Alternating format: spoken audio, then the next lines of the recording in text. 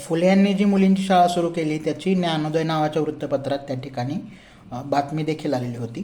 त्यात त्यांनी उल्लेख केलेला आहे की मिस फरार ज्या आहे त्या फरार मॅडमची शाळा मी बघितली आणि त्यातनं मला ती प्रेरणा मिळालेली आहे.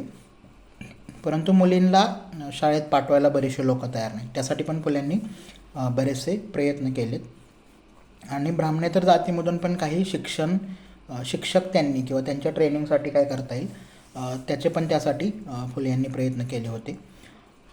भिडे नावाचे जे गृहस्थ होते शंकर रामचंद्र भिडे जे आहेत त्यांच्या वाड्यात ती शाळा सुरू केली. 1 वर्षभराने ती शाळा बंद पडली, परंतु नंतर वेगवेगळ्या ठिकाणी 3-4 शाळा ज्या आहेत त्या त्यांनी फुलेंनी ज्या आहेत त्या सुरू केल्यात. पण ह्यातून असं झालं की घरच्या लोकांपर्यंत ही बातमी पोचलेली ऑब्वियसली आणि मग ते त्या प्रकारचे तुमच्या कुटुंबाला वाळीत टाकू किंवा बहिष्कार घालू अशा धमक्या किंवा अशा प्रकारचे संदेश गोविंदराव फुलेंपर्यंत पोहोचलेले आहेत. त्यामुळं मग त्यांनी महात्मा फुलेंना म्हटले की हे तू बंद कर, मुलींना शिकवणं किंवा सावित्रीबाईंना शिक्षिका म्हणून काम करणं, ह्या गोष्टी काही फारशा तत्कालीन समाजाला पण रुचलेल्या नाहीत आणि ते घरापर्यंत पोहोचलेलं आहे. तर त्यामध्ये महात्मा फुले म्हणले की ठीक आहे, ते म्हणले तू हे एक बंद कर नाही तर मग घरातनं बाहेर पड, कारण मग आम्हाला वाईट टाकतील, बहिष्कार आमच्यावर टाकतील. तर त्यानंतर महात्मा फुलेंनी आपलं घर सोडलेलं आहे. हा साधारणतः फरक आहे की जसं न्यायमूर्ती रानडे जे आहेत तर त्यांनी दुसरं लग्न जे केलं म्हणजे ज्यांना भारतातल्या उदारमतवादाचा इपिटमी असं म्हटलं जातं, सर्वोच्च शिखर मानलं जातं भारतातल्या उदारमतवादाचं, तर ते रानड्यांनी जेव्हा दुसरं लग्न केलं तेव्हा ते 9 वर्षाच्या मुलीबरोबर केलं आहे आणि त्याचं कारण जे दिलं आहे ते हॉरिबल असं कारण आहे. त्यात त्यांनी म्हटलं आहे की वडील रागावतील मी जर लग्न नाही केलं तर. तर हा फरक आहे रानडे आणि फुले यांच्यामध्ये.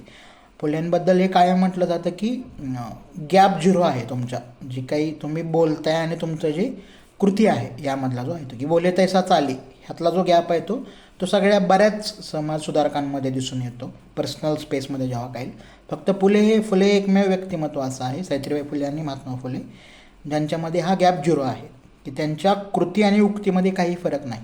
म्हणजे लोकांना एक गोष्ट सांगतात आणि त्याच्यापेक्षा उलटी गोष्ट प्रॅक्टिस करतात, असं तुम्हाला फुले दाम्पत्याच्या बाबतीत अजिबात दिसून येत नाही. आणि त्यांनी ते 1849ला घर सोडलेलं आहे आणि मग गंजपेठेत त्यांनी स्वतःचं जे घर त्या ठिकाणी ते राहायला गेले आणि तिथला जो शेजारची जी जागा आहे त्यांनी तिथं बालहत्या प्रतिबंधक गृह स्थापन केलं. तर ते अशासाठी होतं की तत्कालीन समाजात जे आहेत की ज्याला उच्चवर्णीय उच्च जातीय म्हटलं विशेषतः ब्राह्मणांमध्ये ही पद्धत प्रचलित होती की बालविवाह तर सगळीकडेच व्हायचे मोठ्या प्रमाणात, परंतु रोगराई मोठ्या प्रमाणावर होती आणि जरट विवाह पण व्हायचे. जरट विवाह म्हणजे म्हातारा नवरा आणि एकदमच लहान मुलगी यांचा विवाह.